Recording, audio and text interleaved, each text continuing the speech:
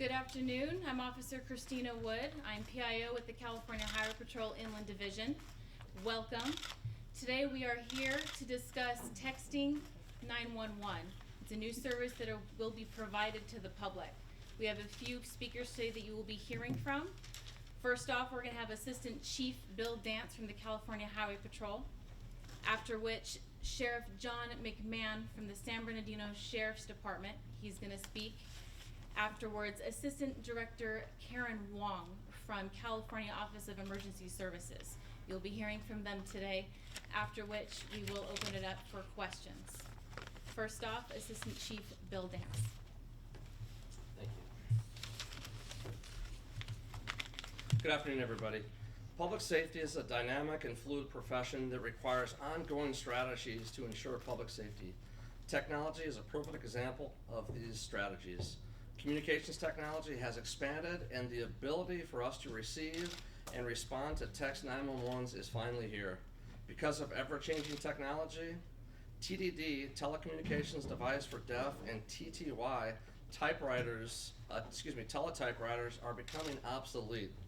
Individuals who are deaf, hard of hearing, or speech impaired will now have the option to text 911 instead of using these old and obsolete devices. Text to 911 will also aid citizens in dangerous situations where they cannot safely call 911. Our Inland Communication Center dispatchers, as you see behind us here, have been trained and are ready to assist those who are unable to call 911 and text 911 for assistance. Since going live on November 9th, 2015, our dispatchers have received numerous text 911s. It's been a smooth transition with receiving these text messages, and we anticipate it's going to be a great service to those who need it. The CHP, as well as our public safety partners in law enforcement and fire services throughout San Bernardino County and parts of Riverside County, are committed to providing the highest level of service to the public, and text to 911 is an example of that commitment. The four largest wireless companies, AT&T, Verizon, Sprint, and T-Mobile, are participating in the text to 911 program. If there are any questions if your wireless provider offers text to 911, contact your carrier to determine if that program is available. Remember, call if you can and text if you can't.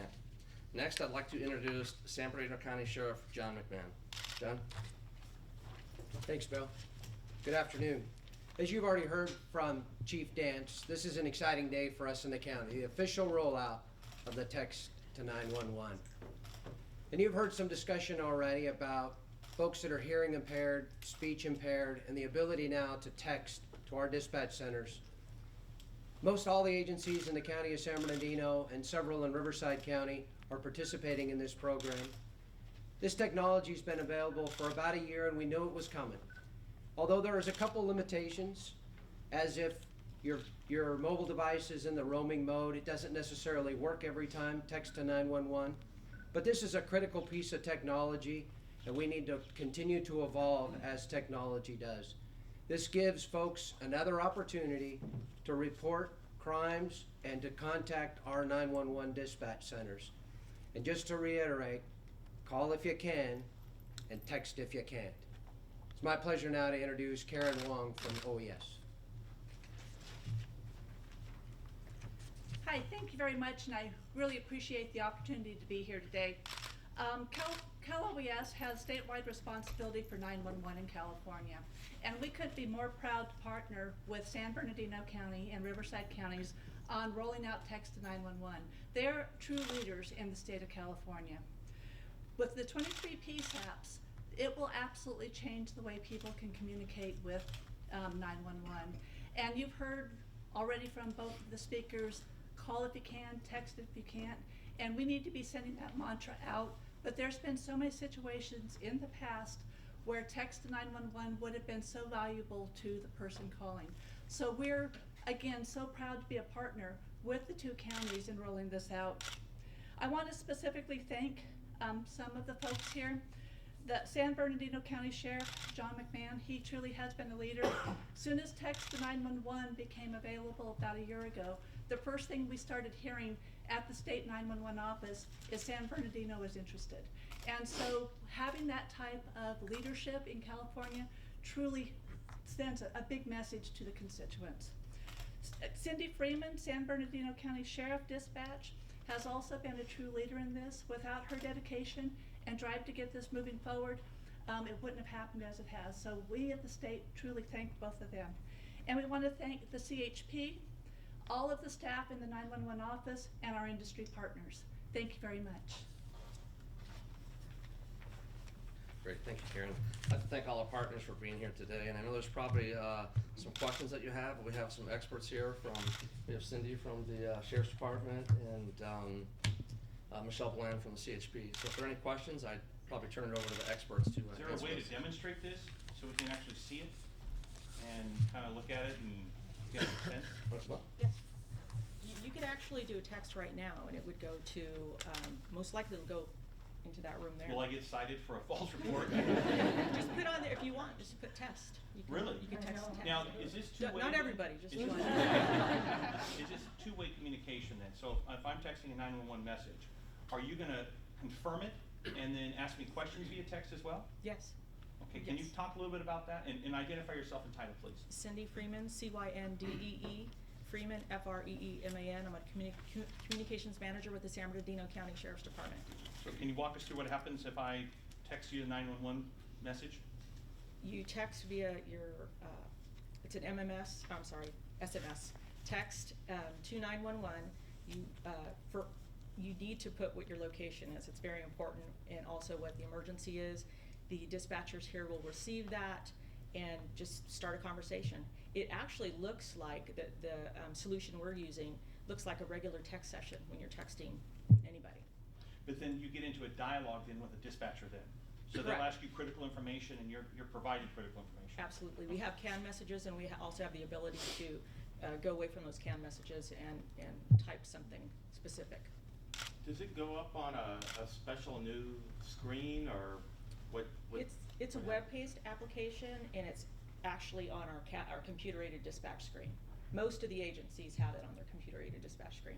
It's not integrated with our computer. It's a web-based solution, so it's relied on the internet.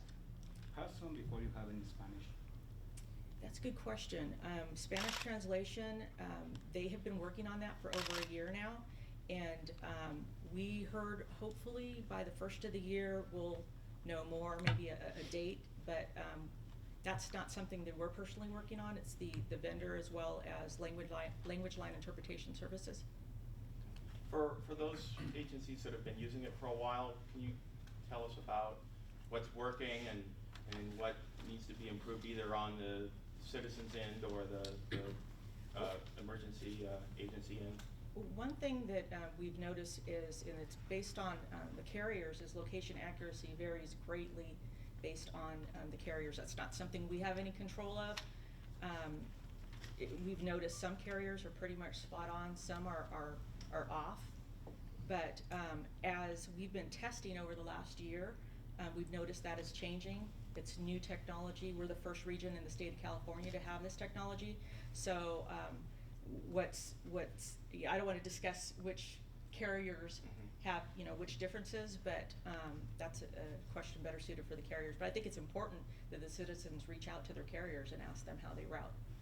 Are you getting a lot of the abbreviations that?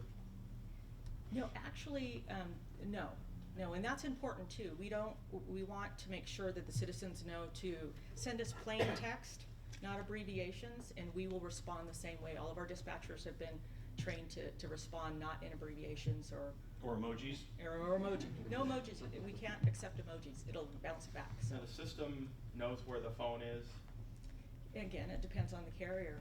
Yeah, it I mean, depends on. how close do you guys narrow it down? Depending on the carrier, there's a carrier that we've noticed that is pretty much spot on, and there's some that are off quite a bit. But how much is quite a bit? We haven't had a lot of live ones. We've just done a lot of testing, so a couple miles. Oh, Will there be a way to distinguish if the text is legitimate or if it's somebody not being truthful if there's a potential emergency? Just like when we get voice calls, there's really not a way to know, But if you text, you have to have a data package. It's not someone, at this point, the technology is not where you can spoof 911 to text, but I guess everything's possible. Will there be a fine if they call? We're actually working on legislation right now to, right now there isn't anything that includes text in abuse of 911, but we're working on that legislation. Sheriff McMahon, maybe this is a question better for you or CHP. Now, what happens in the public information situation where you release 911 calls to us on occasion? Will you be able to release text on series of dialogue and script to us now? Cindy, we're gonna be able to keep track of it? Yeah, we have, yes. We have it. So whether we release it, if we actually have it, and apparently we do, we'll be able to keep a record of that. If we release it, we'll follow the same guidelines as the way we release currently. So we would just get the copy in text format. Right, correct. Now, when I pick up my cell phone now, when I try to, let's say, call the Riverside Police Department, I get the CHP and they transfer me. On the text, will it know where you are as far as which agency to route it to immediately? Yes, and again, that's based on the carrier. If that either cell tower or center point of a cell sector or the latitude and longitude plots in our jurisdiction, say San Bernardino Sheriff's jurisdiction, we will get that text. If it plots outside, then that agency will get that text. So that's why it was important for us to deploy regionally and have the ability to transfer early on. When we first started on this journey to deploy, it was about a year ago, and the transfer capability was not developed yet. But that was very important for us because we can't transfer each other with location accuracy being the way it is. Hopefully it'll get better in the future. We needed that ability because if you're right on the border, there is a chance that you might send a text. You might need it to go to one agency, but it goes to another. So that transferring was important. Have you figured out how to work through or navigate, and like for me, and I'm sure a lot of others, autocorrect, and people are texting and they're panicked, and they're trying to tell you where a location is and all these weird, odd words up. And are you worried that this could also delay response times because it's just going to be a little different than hearing a person's voice? We don't know what we don't know yet because Okay. it's so new. Too soon to tell. Yeah. It's too Why is it important that people call if they can first rather than text? Because of the location accuracy is not good. It takes a little bit longer to have, when you have a voice conversation, you have that groove of a conversation going back and forth. You could ask questions quickly, they're responding quickly. It takes a little bit longer to text. So this technology is for the deaf, hard of hearing, and speech impaired, and it's very important that it's there for those who are emergency situations where they can't speak and it's too dangerous for them to speak. So that's really what it's there for, and that's what it should remain there for. Do you have a period of when you're going to reevaluate this and find out whether it's effective or not, or is this permanent? Actually, it's permanent. It's permanent, yeah. Is everyone operational? Everyone on the list? Everyone on the list is operational, yes. As of this morning, actually. So then, how do you communicate to the other first responders? Are you sending them text information, or are you verbalizing it to them? Are you talking about the officers in the field? Or Officers in the field, medical, fire, how are you going to communicate to them from a text? We have our call takers that answer phones and text. So depending on whether it's a phone call or a text, they still put the same information into a call screen, and then it sends it off to the dispatcher to dispatch. Okay. So it's the same Same thing. Same thing. The situation at the IRC, there were people hiding in offices, hiding in bathrooms.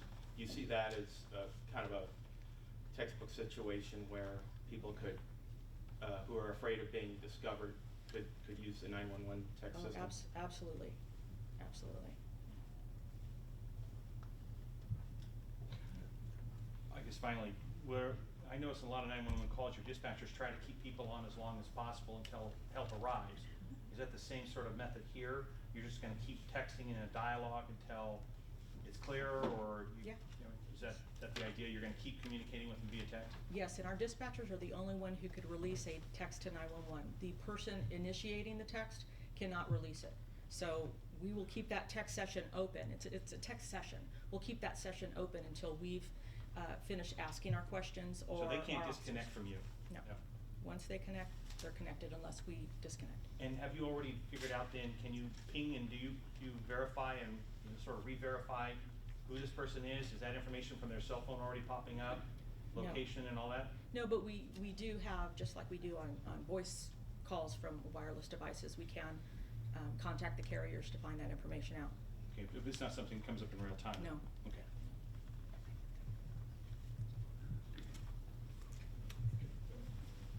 Well, thank you all for being here.